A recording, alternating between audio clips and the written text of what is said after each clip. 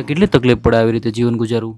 બહુ તકલીફ પડે, શું કરે હવે? તકલીફ તો બહુ પડે છે ભાઈ, કોને કહેવા જાય આપણે? કારણ કે આપણે ચલાતું નથી કે કોઈ પાસે માંગવા બી જાય કે ભાઈ તમે મારી આ તકલીફ છે મને આ કરી આપો જરા. હવે કાકી બિચારી ક્યાં જાય એકલી? હા બિચારી એટલું કેટલું કરે, બિચારી જાય કામે આવવા જવાનું, બિચારી અહીં મારે કામ ઘેરે એકલું મને નથી ફાવતું, એમ થાય કે શું કરું, બહાર જાઉં પણ બાયણે કોણ લઈ જાય મને? આજુબાજુમાં એવા કોઈ નથી કે આપને એમ કે હાલો કાકા તમને જરાક બાયણે લઈ જાઉં, આખો દી ઘરમાં ને ઘરમાં. દાદા શું નામ છે તમારું? નવીનભાઈ મનસુખભાઈ ગોસ્વામી.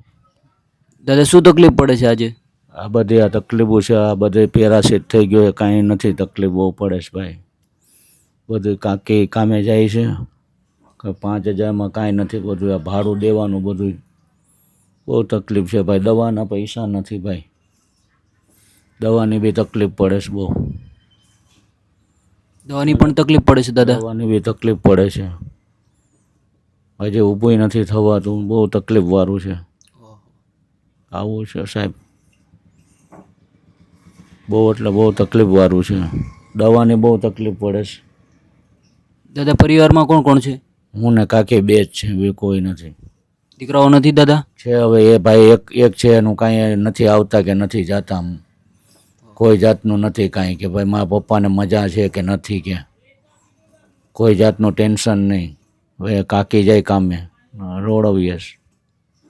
દાદા શું બીમારી છે તમને? આ પેરાસીટ થઈ ગયો છે, 6-7 મહિના થયા બેસી ગયો છે ઘરે. શું છે બધું? ચાલી નથી શકતા તમે? નહીં નથી ચલાતું, ચલાય પણ હાવ ને નોર્મલ ચલાય, કોઈક 2 જણા ટેકો દે તો ચલાય, 2 જણાને ટેકો આપવો પડે તો ચાલુ જરાક. દાદા આ રોપથી તમે કસરત કરો છો? કસરત કરવાનાથી કીધું ડૉક્ટરે કે કસરત કરો તમે.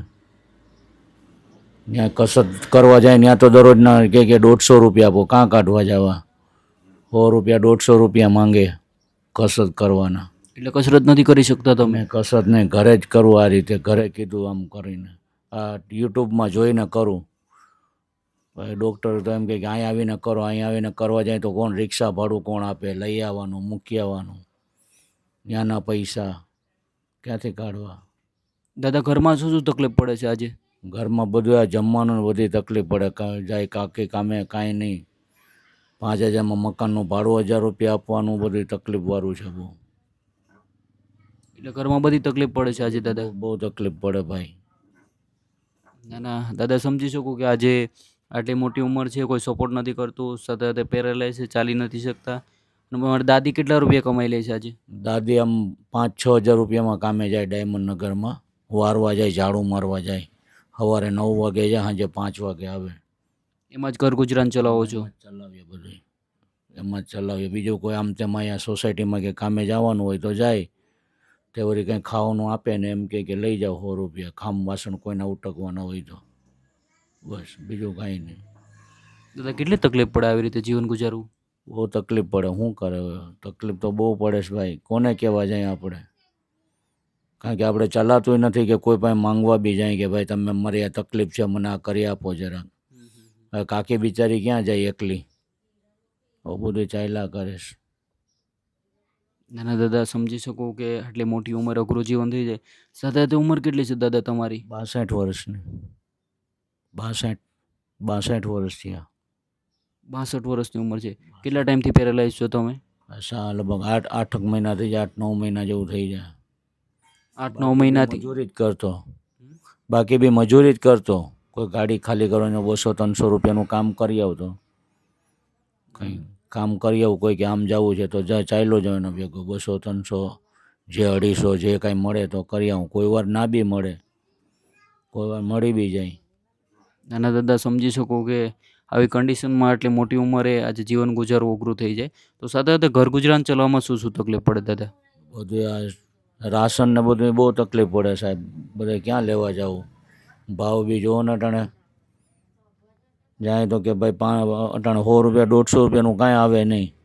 દરરોજનું 10 રૂપિયાનું દૂધ ગણો તો દૂધ ને શાકભાજી દરરોજના 50-60 રૂપિયા તો એ જ જોઈએ દરરોજના.